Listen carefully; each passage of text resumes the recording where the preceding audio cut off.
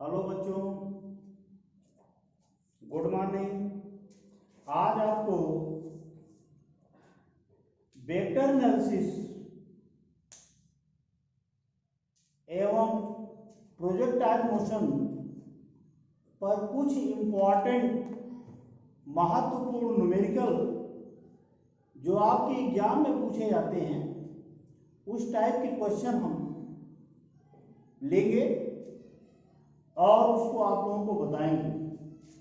तो हमने 3 न्यूमेरिकल चयन किया है। पहला है यदि vector A is equal to -2i cap plus 3j cap plus k cap तथा vector B equal to i cap plus 2j cap minus 4k cap के बीच का कोण ज्ञात कीजिए। दो वेक्टर हमारे पास हैं। तो आइए क्वेश्चन फर्स्ट को पहले हम देखते हैं। वेक्टर ए इक्वल टू है -2i cap plus 3j cap plus k cap. तो मॉड ऑफ ए अगर करेंगे तो क्या मिलेगा? -2 का whole square 3 square plus 1 square. यहां से आपको प्राप्त होगा 4 9 plus 1 √14। Vector B i plus 2j minus 4k mod of B 1 square plus 2 square minus 4 का होल स्क्वायर। तो 1 प्लस 4 प्लस 16 ये हो जाएगा 21। ठीक है बच्चों। अब क्या करेंगे हम? E डॉट बी निकालेंगे। E डॉट बी क्या हो जाएगा? -2i cap -2i cap plus 3j cap plus k cap dot i cap plus 2j cap minus 4k cap. तो डॉट के लिए हम क्या करते हैं? i के गुणांक को i में गुणा करते हैं, यही आता है। तो ये हो जाएगा, ये इसका गुणक क्या है? 1। तो -2 और 3 गुना 6 और 1 और -4 का मल्टीप्लिकेशन -4। तो हो जाएगा A dot B is equal to 0। हमको पता है E dot B is equal to होता है mod of A mod of B cos theta. यहां पर 0 हो गया बच्चों। यहां पर क्या है? √14, यहां पर √21 cos थीटा। 0 में किसी भी नंबर का भाग देंगे तो क्या आएगा? 0। अब cos कितने की वैल्यू ना 0 होती है? 90। ये हो जाएगा थीटा बराबर 90। तो दोनों के बीच का कोण कितना हो गया? 90 डिग्री। इसी तरह से हम दूसरा सवाल आपका लेते हैं। दूसरा सवाल क्या है? किसी बिंदु पर बल, एक बल दिया हुआ है, किसी बिंदु पर बल है 2i कैप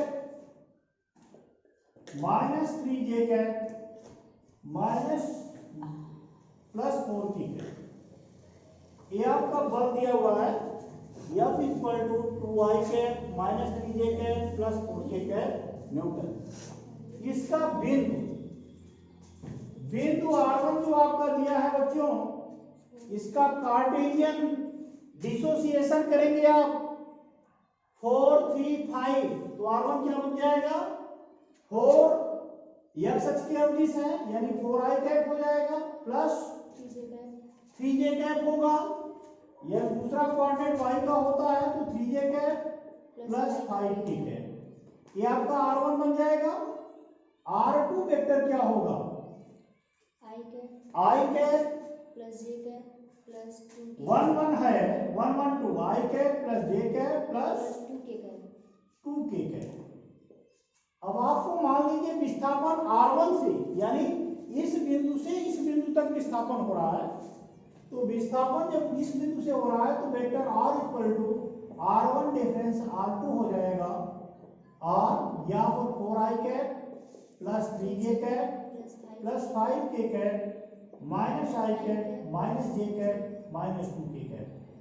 तो यहाँ से आपका वेक्टर r हो जाएगा 3i cap plus 2j cap plus 3k cap. ठीक है बच्चों, अब यहाँ पर हमें बल आघूर्ण ज्ञात करना है। बल आघूर्ण एक सदिश राशि होती है, इसमें जो है टाउ इक्वल टू होता है r क्रॉस f। तो ये टाउ क्रॉस हो जाएगा r cross f, 3i cap यानी ये हो जाएगा 3i cap plus 2j plus 2j cap plus 3k cap. Force का जो वेक्टर है 2i cap minus 3j cap plus 4k cap. इसको हम लिखते कैसे हैं बच्चों? सबसे पहले हम i j k लिख देते हैं, इसके बाद जो पहले वेक्टर का i j k का गुणांक है उसको दूसरे पंक्ति में लिखते हैं 3 2 3, फिर तीसरी पंक्ति में इसके जो गुणक होते हैं 2 माइनस 3 4 लिखते हैं। ठीक है बच्चों, अब इसको हम हल कैसे करेंगे? पहला हमको अगर निकालना है तो ये पंक्ति और ये यानी ये रो और ये आपका कॉलम, एक पंक्ति और एक स्तंभ को ब्लॉक कर देंगे। जो शेष बचता है ऐसे पहले गुणा करते हैं, फिर ऐसे गुणा करके घटाते हैं, तो हो जाएगा 4 2 जा 8, 8 3 3 जा 9, 8 माइनस माइनस प्लस हो जाएगा 9 i के। इसके बाद दूसरा पोजीशन हमेशा नेगेटिव होता है, एक प्लस होता है फिर माइनस होता है फिर प्लस होता है, इस तरह से चलता है। तो ये जब हम लेंगे दूसरा पोजीशन तो ये ब्लॉक हो जाएगा, ये ब्लॉक हो जाएगा। 4 3 जा 12, 3 2 जा 6, ये आपका जे है।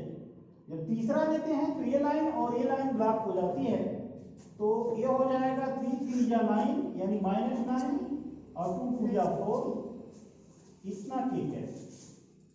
तो ये टाउ इक्वल टू हुआ 17i cap minus 6j cap minus 13k cap. ये आपका बल आघूर्ण जो है बच्चों, इसको हम बल आघूर्ण बोलते हैं।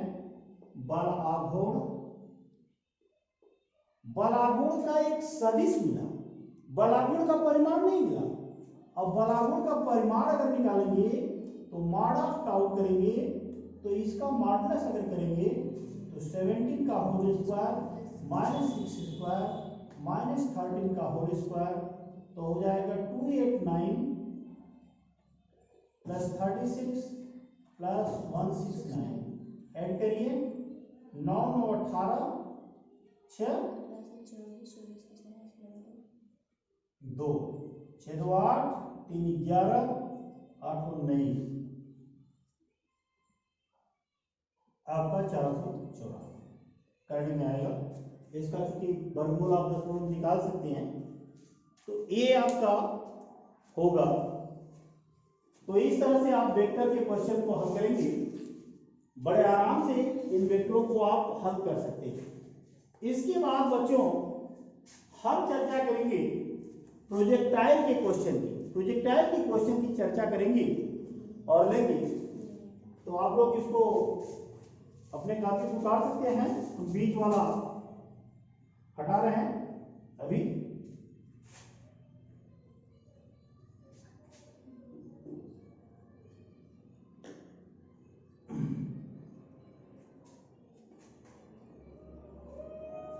हटा दें, आप लोगों ने उतार लिया।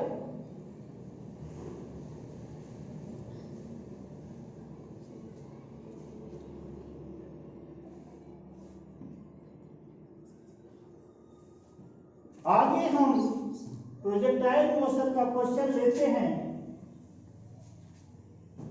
और एक क्वेश्चन प्रोजेक्टाइल मोशन पर आपके एग्जाम में अवश्य आता है, चाहे हाफ ईयरली का एग्जाम हो चाहे एनुअल एग्जाम हो।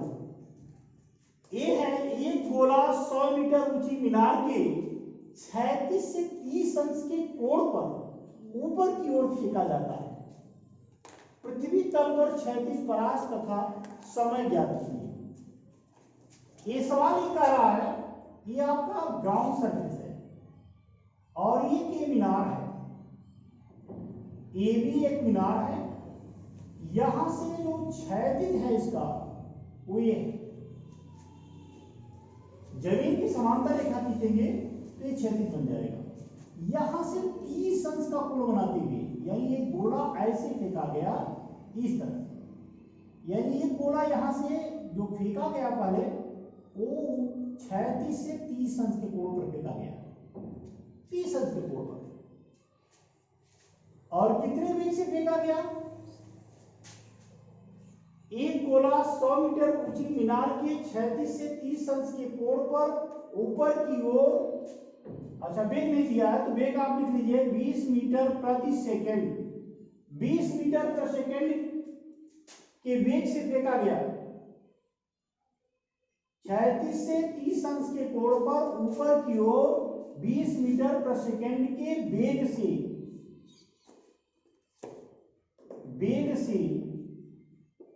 फेंका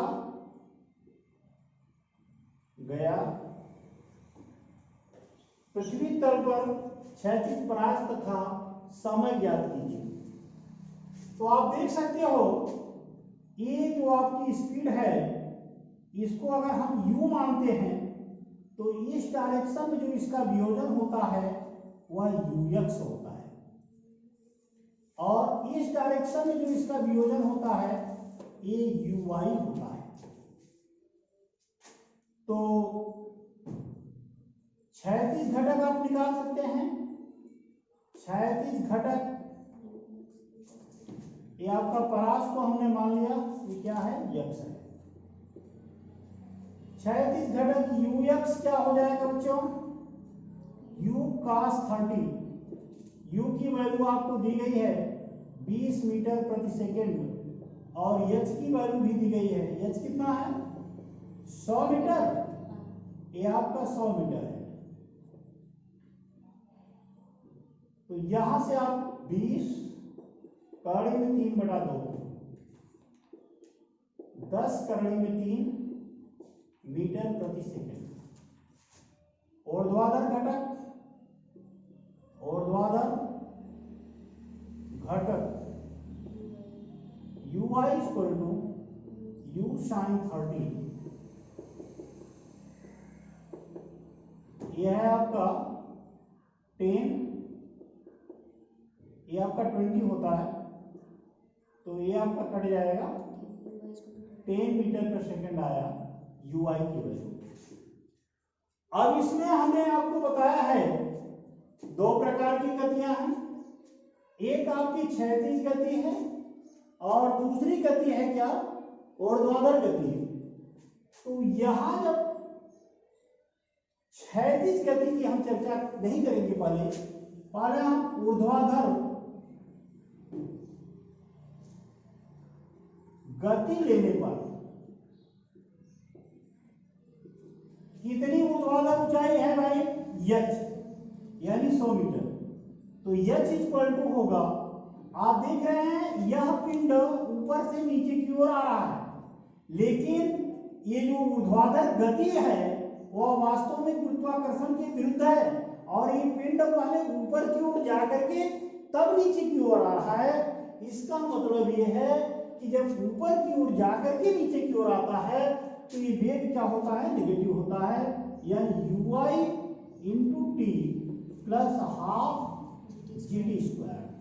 यहां से h की value 100, uy minus 10 t, half g की वैल्यू हम मान के चलते हैं 10 और ये आपका है टी स्क्वायर।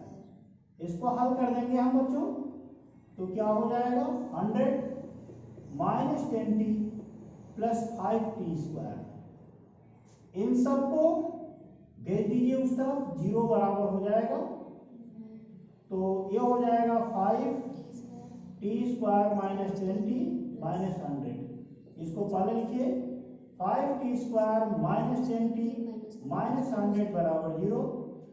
इसमें क्या करेंगे 5 से डिवीजन कर दीजिए, तो 5 1 जा 5, टी स्क्वायर 5 2 जा प्लस 20 प्लस 20 माइनस 20। -20 आ रहा है। अब इसमें आपको t का मान निकालना है, क्या इसका फैक्टर हो जाएगा? इसका फैक्टर नहीं हो रहा है, तो हम सिद्धाचार्य के नियम का प्रयोग करेंगे। माइनस माइनस प्लस हो जाएगा, plus minus under root B square यानी 4 इंटू 1 इंटू -20 अपॉन 2 इंटू 1। इसको हल करेंगे तो 2, इसमें माइनस मान जो है संभव नहीं होगा, क्योंकि माइनस मान ये ऑलरेडी जो फैक्टर बन रहा है वो इससे ग्रेटर देन है, तो समय ऋणात्मक नहीं होता, इसलिए उसको हम नेग्लेक्टेबल मान लेंगे। तो प्लस 20 चौक 80 4 84, तो ये हो जाएगा 2 21 चौका 84, 2 कड़ी में 21 बटा 2 भाग दे दीजिए, तो 1 प्लस अंडर रूट 21 इतना सेकंड का समय लगेगा। ठीक है बच्चों, ये आपका समय लगेगा।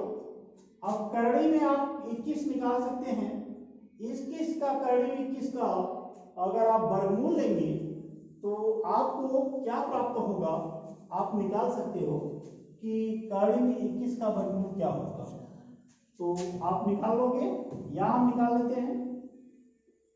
तो यह हो जाएगा 4 चौके 16,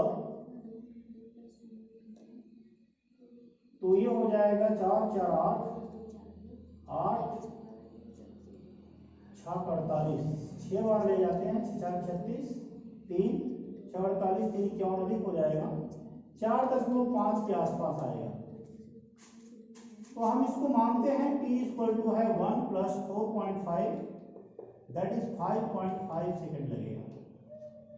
ये कितना समय लगेगा बच्चों? 5.5 सेकेंड पृथ्वी पर गिरने पर लगेगा। अब इसके बाद क्षैतिज परास निकालना है, तो क्षैतिज गति लेने पर आपको पता है क्षैतिज दूरी कितना तय हो रही है, x, और क्षैतिज वेग कितना है, ux, समय कितना लग रहा है, t, और आगे वाला पार्ट शून्य हो जाता है, क्योंकि क्षैतिज दिशा में पृथ्वी त्वरण का मान क्या होता है, शून्य होता है, तो आगे के पार्ट से कोई मतलब नहीं है। ux का मान है 10 अंडर रूट 3 इंटू 5.5, मल्टीप्लिकेशन कर देंगे तो ये आ जाएगा 55 कड़ी में 3 इतना मीटर, या आप कड़ी में 3 का अगर मान लिखना चाहो तो 1.732, तो कैलकुलेशन करो, 55 गुना 110 11, 55 तेरियां 165 और 11 176 17, और 55 सत्ते 5 सत्ते 35 और 5 सत्ते 35 385, 385 और कितना आया था, 385 और 17 का माना हुआ था, तो ये हो जाएगा आपका 402, 40 55 और 40 हो जाएगा, 55 और 40 95, तो 95.26 मीटर क्षैतिज परास होगा। तो इस तरह से ये आपका चैप्टर समाप्त हुआ। अगले दिन हम न्यूटन की गति के नियम की चर्चा करेंगे। तब तक के लिए थैंक यू वेरी मच।